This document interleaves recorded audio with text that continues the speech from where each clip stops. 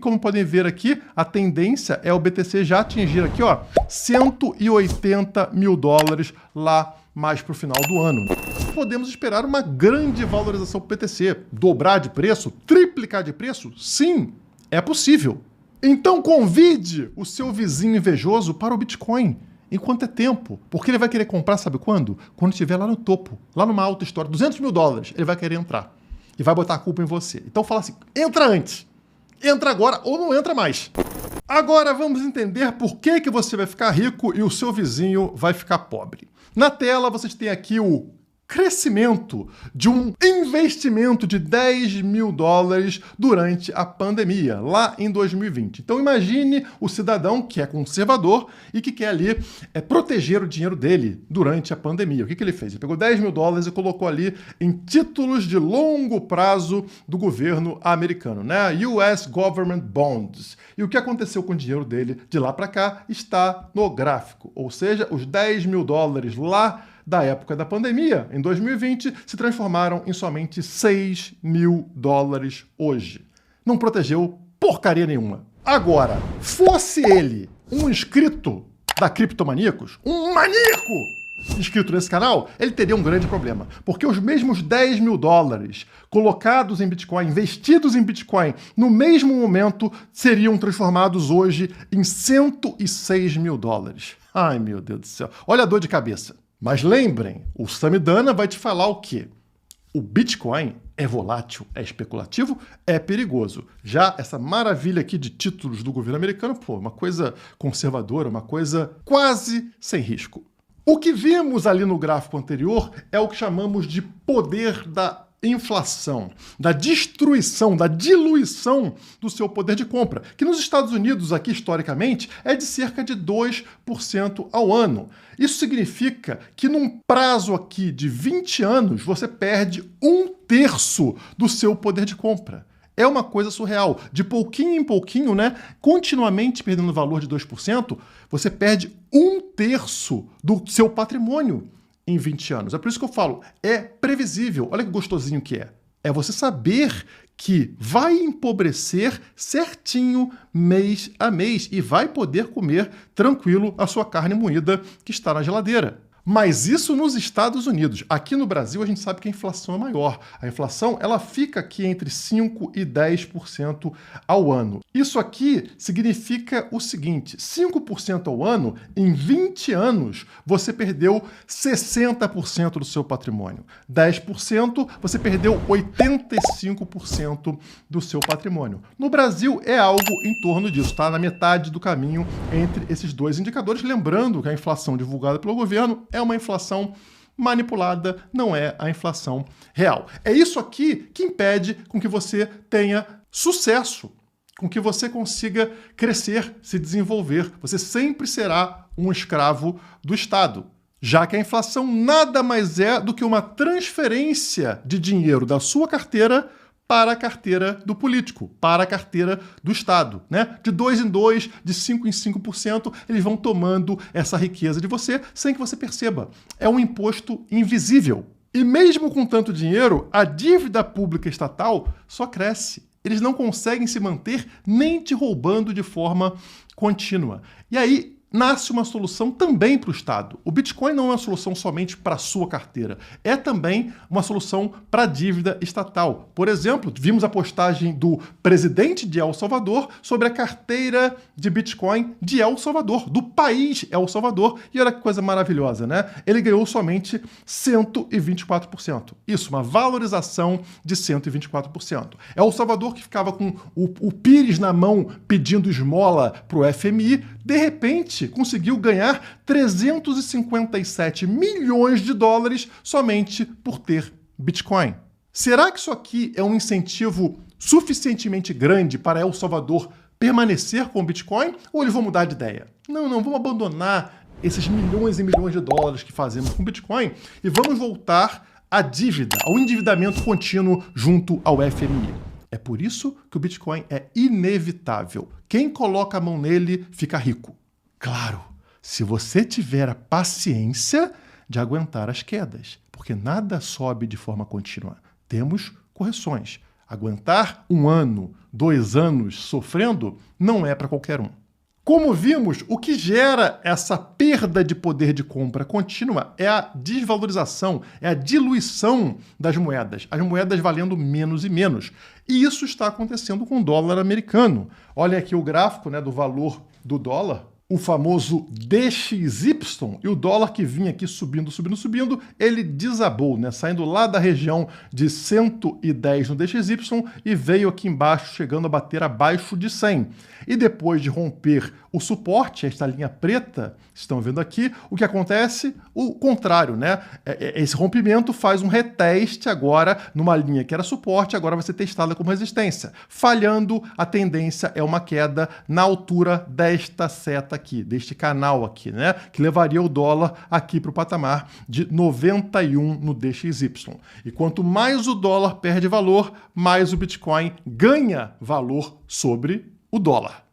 E com o dólar valendo menos, você precisa de mais dólares para comprar as mesmas coisas. Isso gera o quê? Impressão de dinheiro, redução de taxa de juros, aumento da liquidez global. Famoso M2, que é o que estamos seguindo aqui no canal Criptomaníacos, correto? Então o M2 é esta linha amarela clarinha aqui, que já disparou porque está aqui atrasado em 81 dias, como vocês sabem, né? E o Bitcoin continua a sua jornada acompanhando perfeitamente a linha da liquidez global. Ele bateu lá em cima em 106 mil dólares, inclusive a quedinha que vocês veem aqui depois aconteceu quando o Bitcoin caiu para 102 mil dólares. Está tudo encaixadinho entre M2 e BTC. E como podem ver aqui, a tendência é o BTC já atingir aqui, ó, 180 mil dólares lá mais para o final do ano, né? Isso aqui é uma correlação de 90%, extremamente alta entre BTC e M2.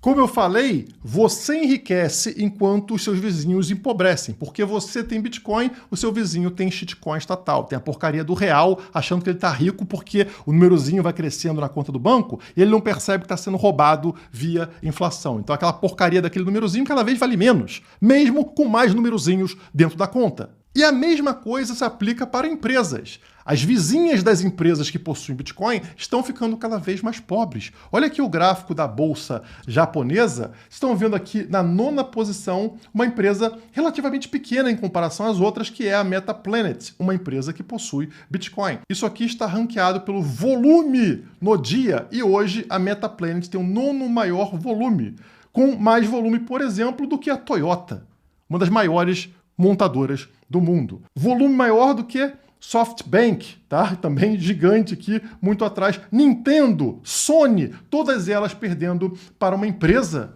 que adotou Bitcoin. As vizinhas estão percebendo que tem uma novata enriquecendo ali muito mais rapidamente do que elas. O que também não é diferente da Melius no Brasil, que adotou o Bitcoin e teve uma incrível subida, como estão vendo no gráfico, de 350% de alta depois de adotar BTC. As vizinhas não gostam muito dessa história, né? Bando de vizinho invejoso. E o que o invejoso vai fazer? Ele vai querer copiar você, né? Você comprou lá um carro, ele vai querer comprar o mesmo carro. Você pintou a casa de amarelo, ele vai querer pintar a casa de amarelo. Você comprou Bitcoin, ele vai querer comprar Bitcoin. E tomara que eles façam isso, porque eu não quero ninguém sofrendo. Olha aqui o tamanho da dívida pública americana, tá? Estão vendo essas linhas aqui subindo, né? Que é o endividamento do governo americano, que já chega nos patamares lá de 1945. Com uma única diferença. Em 1945, estávamos passando por uma grande guerra mundial. Nada é mais caro do que uma guerra. O país começa a imprimir dinheiro feito maluco para sustentar uma guerra. Mas agora a gente não tem guerra nenhuma. Isso explica que a guerra que a gente está passando agora é a destruição do dólar como moeda de reserva. A destruição do dinheiro estatal. Essa é a grande guerra. E para financiar o pagamento dessa dívida impagável dos países, o que está acontecendo? Vocês estão vendo aqui os títulos de longo prazo dos governos subindo absurdamente. Então aqui, Alemanha 10 anos, França 10 anos, Reino Unido 10 anos, Espanha 10 anos, todos eles estão subindo de forma absurda. O dos Estados Unidos, por exemplo, já passou de 5%. É uma medida emergencial que mostra uma situação grave nos cofres dos governos. E a tendência para evitar que esses juros disparem para 10, 15, 20% é que os bancos centrais precisem imprimir dinheiro ou baixar taxa de juros. Então é uma pressão muito grande, por exemplo, para o Fed finalmente baixar taxa de juros. Como, por exemplo, aconteceu na crise global de 2008 e na crise global de 2020. E sabe o que aconteceu quando o governo começou a imprimir dinheiro? Olha aqui para a tela.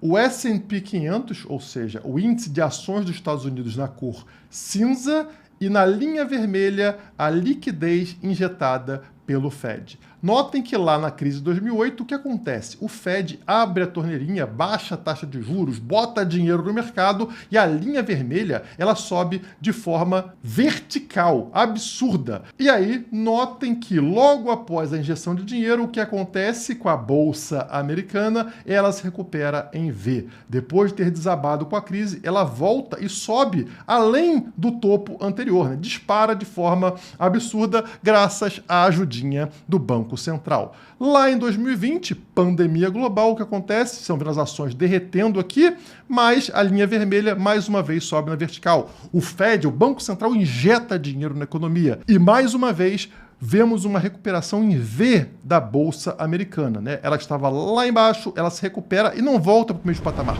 Ela ultrapassa e vai encontrar um topo lá em cima. E agora, com todos esses problemas que estamos vendo atualmente, o que vimos com a Bolsa foi esta queda aqui, tá vendo? Olha só, um vale sendo criado na Bolsa Americana e o Fed ainda não fez nada. Notem a linha vermelha de liquidez do Fed, de injeção de liquidez do Fed, caindo. Tá? Ainda está caindo, mas a Bolsa já começou a se recuperar. Por quê? Porque o Donald Trump está fazendo acordos lá com a China, acabando com o tarifaço global, isso deu uma aquecida no mercado. Mesmo sem o Fed fazer nada. Imaginem se o Fed abrir as pernas. Se ele começar a injetar dinheiro na economia, qual será o impacto para a Bolsa? E não somente para a Bolsa, para outros mercados de risco, como Bitcoin e criptomoedas. É por esse motivo que eu acho que o momento atual, esse segundo topinho que estamos vendo aqui, ele é mais parecido com este momento de 2020 aqui embaixo, antes da explosão de preço, do que com este círculo azul, o segundo topo que tivemos lá em 2021, marcando o final do ciclo de alta.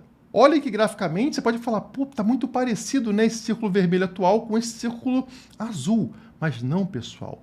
Tecnicamente, existe uma grande probabilidade de ainda estarmos aqui neste primeiro círculo vermelho lá embaixo.